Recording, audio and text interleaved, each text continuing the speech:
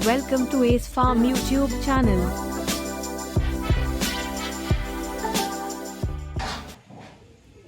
Hi friends, आज हम कबूतर कीपिंग के अंदर या कबूतर जब हम लोग रखते हैं तो हमें कई मेडिसिन्स और सप्लीमेंट्स के बारे में इंफॉर्मेशन होना काफ़ी ज़रूरी हो जाता है, क्योंकि जब हम कबूतर रखते हैं तो साथ ही साथ उसके साथ बीमारियां भी आती हैं। और अगर किसी फैंसियर्स को उस बीमारियों के बारे में पता ना हो या फिर उसके जो ट्रीटमेंट के लिए लगने वाले जो मेडिसिन्स है उसके बारे में पता ना हो तो काफ़ी ज़्यादा प्रॉब्लम क्रिएट होती है। कबूतर फैंसियर्स को उस चीज़ों का लॉस भी होता है। तो आज हम उस बारे में फार्मास्यूटिकल इंडस्ट्री, चाहे फिर वो ह्यूमंस हो या एनिमल्स की हो, वो काफ़ी ज़्यादा वेल डेवलप है।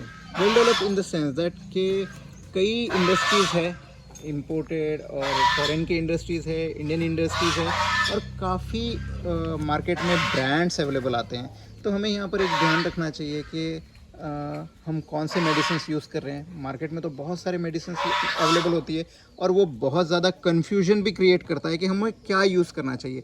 कोई फैंसियर कुछ यूज़ करता है, कोई फैंसियर कुछ यूज़ करता है, लेकिन एक बात याद रखें कि हमें बीमारी को पहले आइडेंटिफाई करना है, उसके बाद ट्रीटमेंट जो मेडिसिन्स लगती हैं उसके बारे में हमको यूज़ करना है।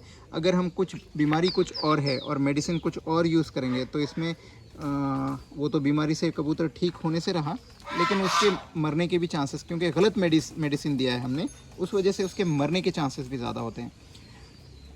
डिस्कस करेंगे जहाँ पर हम लोग फार्मास्यूटिकल्स जो कबूतरों के लिए लगते हैं, यानी जो मेडिसिन्स जो कबूतरों के लिए लगती हैं बीमारियों को दुरुस्त करने के लिए, उसके बारे में डिस्कस करेंगे।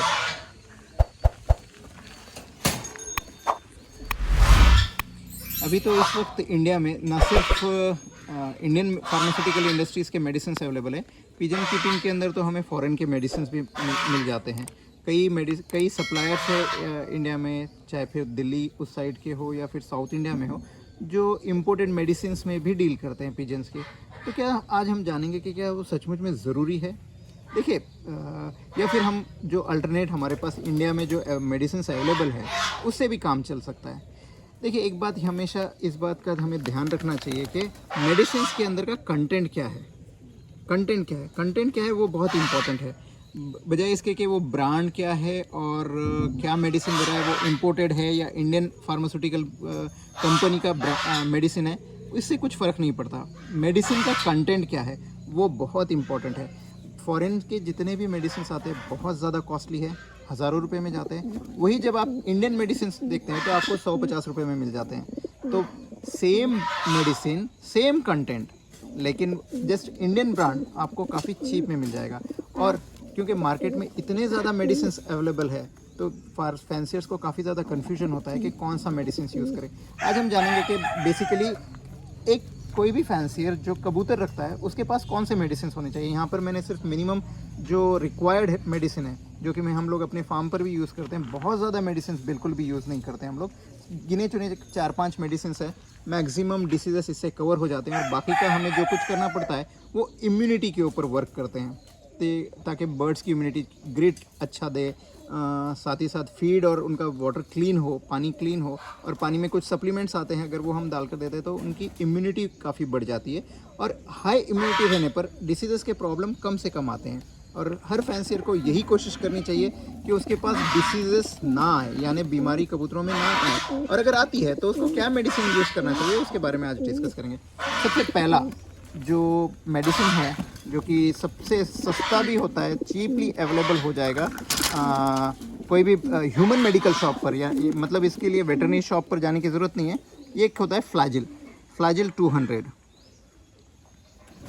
ये तकरीबन 7-7.5 रुपये का स्ट्रिप आ जाता है, 15 गोलियां आ जाते हैं, और काफ़ी चीप है और सबसे इफ़ेक्टिव मेडिसिन है जब भी कभी कैंकर हो जाएगा।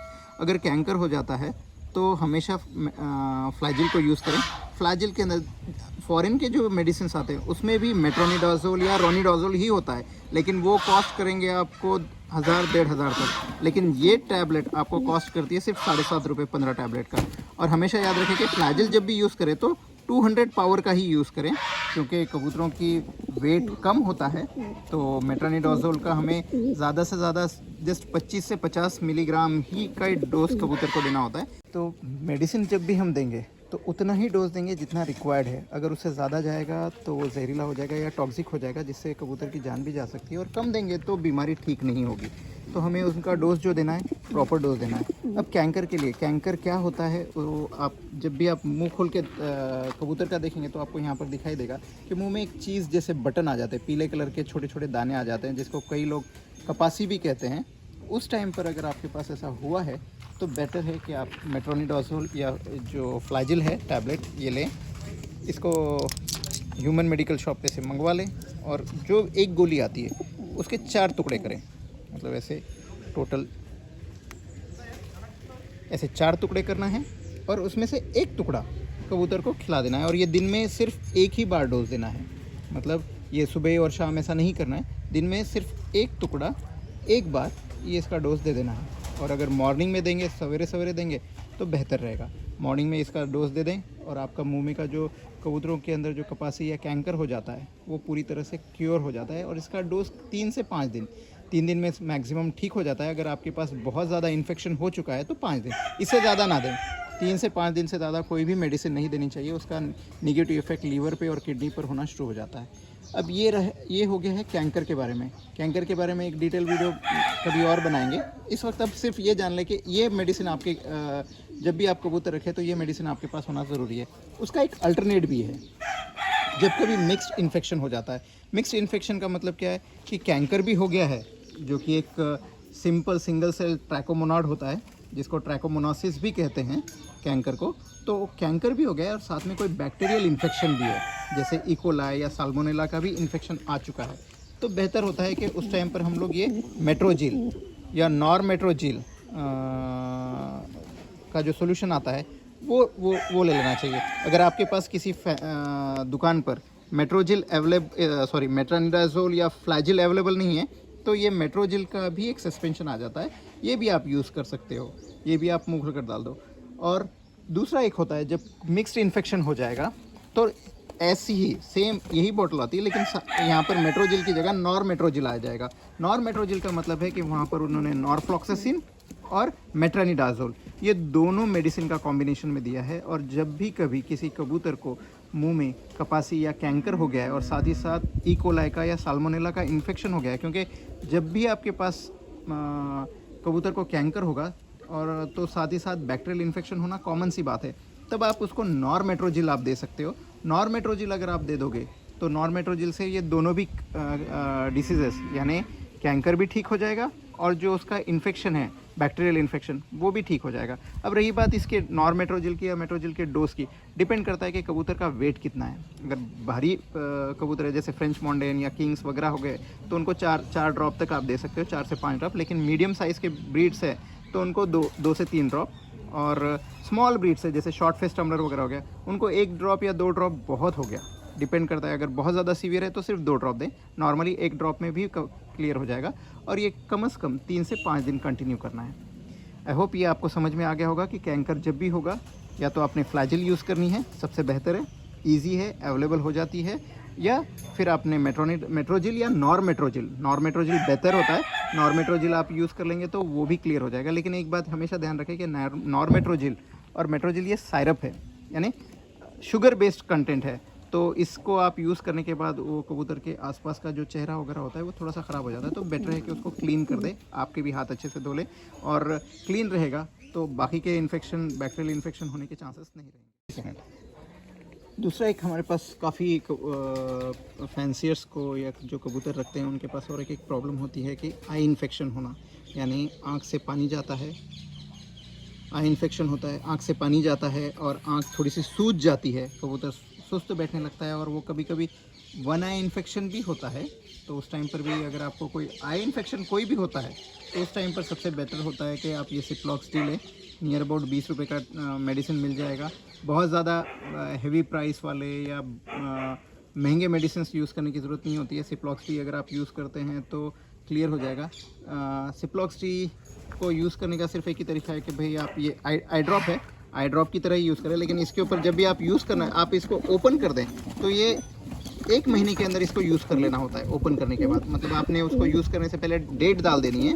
डेट डालने के बाद बैक साइड में वगैरह जो यहाँ पर होता है ये एरिया पे डेट डाल दीजिए जिस दिन आपने इसको खोला है, उस वो डेट से आपको सिर्फ 1 महीने तक ही इसको यूज़ करना है। उसके बाद अगर आप यूज़ करते हैं तो वो एक्सपायर हो जाता है। मतलब ओपन करने के बाद इनकी जो कैपेसिटी है या मेडिसिन की जो वर्केबिलिटी है वो सिर्फ 1 महीना ही होती है, क्योंकि एयर के कांटेक्ट में आने के बाद ये डिग्रेड होना शुरू हो जाते हैं।